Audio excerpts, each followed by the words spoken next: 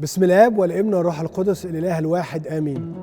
النهاردة الأحد الثاني من بابا هنتأمل مع بعض إنجيل لوقا 5 من 1 ل 11. في حاجتين: اختيار التلاميذ الأولين وكمان معجزة الصيد الكثير. يسوع المسيح بيزدحم عليه الجمع اللي عندهم رجاء في مخلص يتخطى الأسوار ويتخطى كل الصعوبات والموانع علشان يكون وسط الشعب.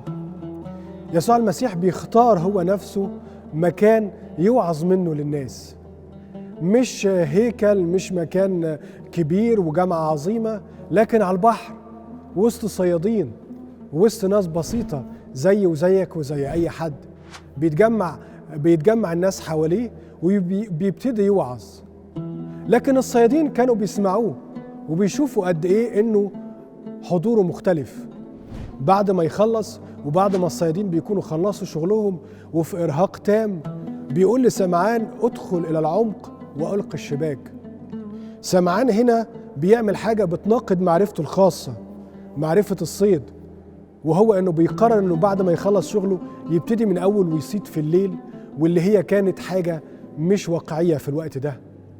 وبيكون في سمك كتير، بيكون في خير كتير يغطي ليه ولكل الصيادين اللي حواليه.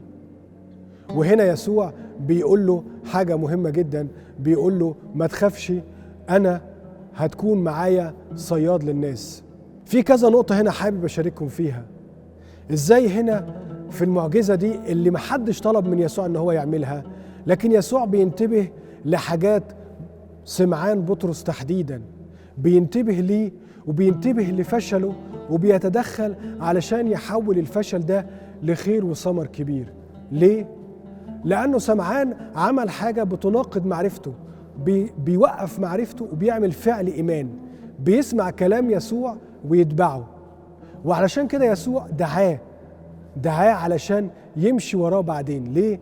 لأنه سمعان قدر ياخد مسافة من اللي بيعرفه، من معلوماته، من شغله، ويسلم إرادته لشخص يسوع المسيح. بعدين بعد المعجزة ما حصلت، سمعان بيقول له: اخرج يا رب من سفينتي لأني رجل خاطئ. ليه حصل ده؟ لأنه اللي بين سمعان وبين يسوع ابتدى يبني صداقة حقيقية، والصديق الحقيقي هو اللي أنا أحس قدامه إن أنا مكشوف ومش مكسوف من نفسي أبدا. وهو ده اللي عاشه سمعان: يا رب أنا رجل خاطئ. كل واحد فينا مدعو في الوقت ده لصداقة حقيقية مع الرب، إن أنا أعترف بخطيتي وأعترف بضعفي. مش معناها إنه أنا شخص بكشف نفسي لشخص غريب، لا، بكشف نفسي لصديق. كل واحد فينا مدعو إمتى قدر إن هو يشوف في يسوع صديق ينفتح عليه ويكشف له عن كل اللي بيعيشه، يكشف له عن ضعفاته وعن فشله علشان يسوع يضع فيه البركة. ختاما، يسوع نفسه ما غيرش حياة سمعان بطرس 180 درجة. قال له: هتكون صياد للناس، هتستخدم معارفك، هتستخدم إمكانياتك، بس مش ليك، علشان خلاص البشر.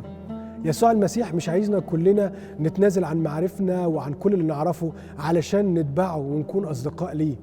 بمعرفتي، بإمكانياتي، بقدراتي قادر أساهم في بشارة الإنجيل. لكن السؤال في النهاية: هل أنا قادر أحط كل معرفتي، قدراتي، إمكانياتي، نجاحاتي في خدمة بشارة الإنجيل؟ وإيه اللي بيعوقني عن ده؟ اللي بيعوقني إن أنا فعلا أترك كل شيء لكن آخد معارفي علشان أنقلها لبشارة الإنجيل. آمين.